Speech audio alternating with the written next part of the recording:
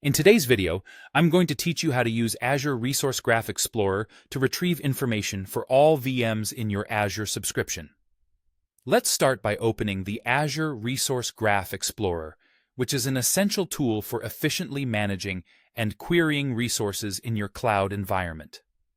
First, sign into your Azure portal. Once you're in, you'll notice a search box at the top. Go ahead and type in Resource Graph Explorer. You'll see it pop up in the list of options. It's usually categorized under Governance and Management. Click on that to open it up. Now that we're in the Resource Graph Explorer window, we need to set our scope. At the top left corner, you'll see options for setting the scope of your queries. This is an important step because it determines the range of data you'll be querying. You can choose a single subscription, multiple subscriptions, or even a management group. Take a moment to select the subscriptions or management group that you want to focus on for your query. In the main area of the Explorer, you'll find a section where you can write or paste in your KQL, or Custo Query Language query. This is where the magic happens.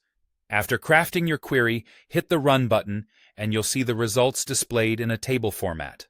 These results can be exported for further analysis or pinned to a dashboard for ongoing visibility.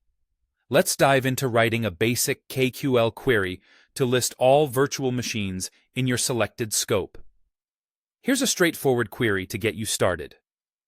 KQL resources. Where type?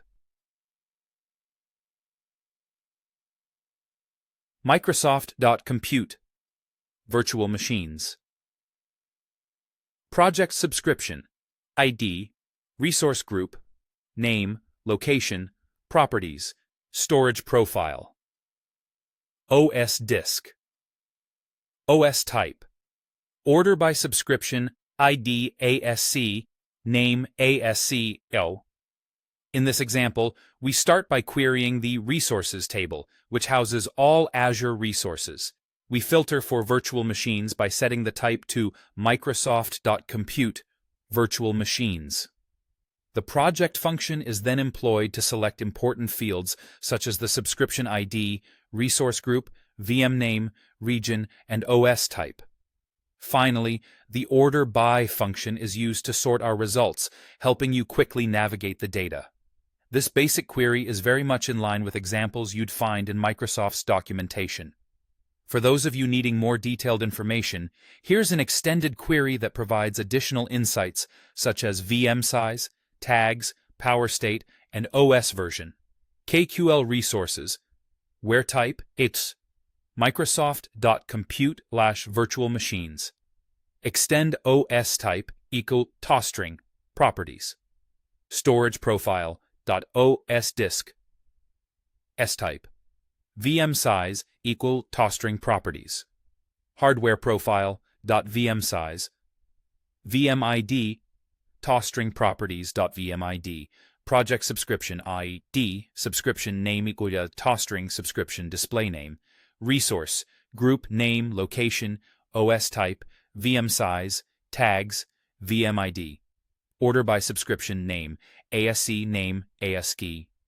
With this advanced query, we're using extend to derive or rename fields, ensuring a smooth conversion of values with toString sud. This includes attributes like OS type, VM size, and VMID, providing a more comprehensive view of your VMs. If available, the subscription display name will give you a user-friendly subscription name. By bringing in tags, you'll gain additional context from the JSON object of tags, which can highlight useful info like the environment or ownership. By mastering these queries, you can easily deepen your understanding of the resources within your Azure environment. And remember, you're not limited to just these. More granular reporting can be achieved by joining this data with other tables if needed.